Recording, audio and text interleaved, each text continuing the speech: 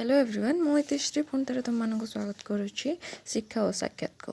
आज आम शस्य उत्पादन और परिचालन द्वितीय भाग को जा एमें देखा जे फसल उत्पादन मौलिक प्रणाली सब कौन रही आम जाने धान प्रचुर जल आवश्यक कै एणु या वर्षा दिन ही चाष कराए। तेज शस्य उत्पादन कृषक एक निर्दिष्ट समय विभिन्न पंथा को अवलंबन करता है। सीधा सड़क तो जा भूमि से गच पोति दिए प्रथम से विभिन्न प्रकार पंथा अवलंबन करता है जमती कि मूर्तिका प्रस्तुति करता है, मंजी बुणे, तापर खत सार प्रयोग करे, जलसेचन ठीक अच्छी नहीं देखे, अनावना गछ जब उठी था दमन करे, अमल करके अमल कर सारापर ठीक रूप से संरक्षण करे। तेल यही सब जिनस गुड़िक हूँ कृषि प्रणाली पंथा गुड़िक मौलिक प्रणाली। तेज प्रथम आम देखा मूर्तिका प्रस्तुति।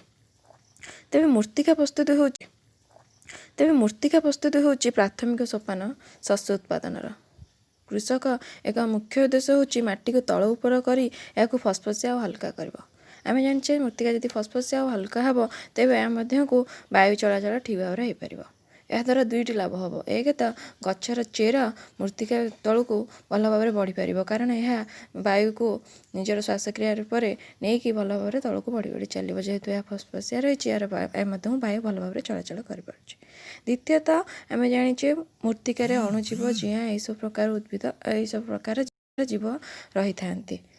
तेज से अणुजीव गुड़िक निजे श्वासक्रिया करके माटी को अधिक फसफसिया करते और भल भाव में बढ़ी पारि था।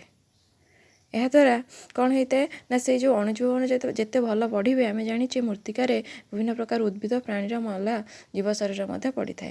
तेज ताको अपघटन करते से अणुजीव मैंने अपघटन कलापर मटी यहाँ मिसई था और यह ह्यूमस रूप से आम मटी रही था। ह्यूमस बढ़िया द्वारा आमर मूर्तिकार उर्वरता बढ़ी था। या द्वारा गछ भल भाव में बढ़ी था।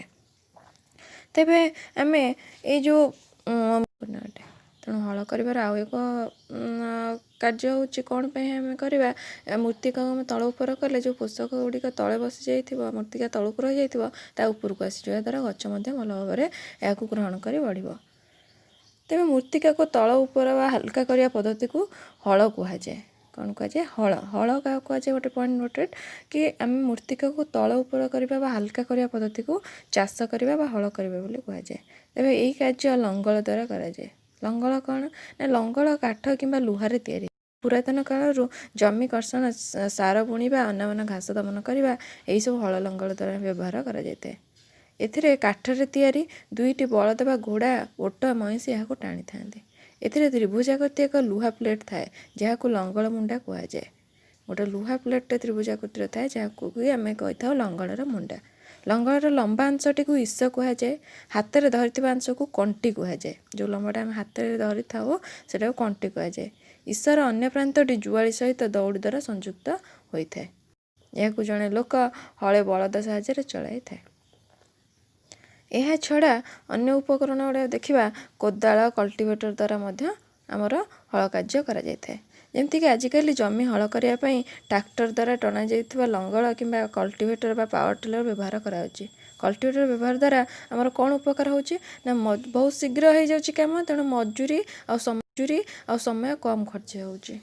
आमे समस्ते कोदाल आम घर देखा यही यंत्र द्वारा माटी को हाणी हल्का करने और सहजरे अनावना गछ सफा कराए। एथिरे एक लंबा काठ बाउंश बा लुहार मेंट लगी था। यही बेंटरे गोटे थाए। यही बेंटरे गोटे चौड़ा व आंशिक लुहा प्लेट संयुक्त होता है। आंशिक लुहा प्लेट संयुक्त होता है। से लुहा प्लेट द्वारा ही आम माटी को हाणी हल्का करने सह अनावना गछ सफा करता। धन्यवाद। पुनश्च द्वितीय भाग को जावाई यही चैनल को सब्सक्राइब करंतु एवं लाइक करंतु। पुनश्च नोट गुड़ी को निहाती भाव में लिखि नियंतु खातारे।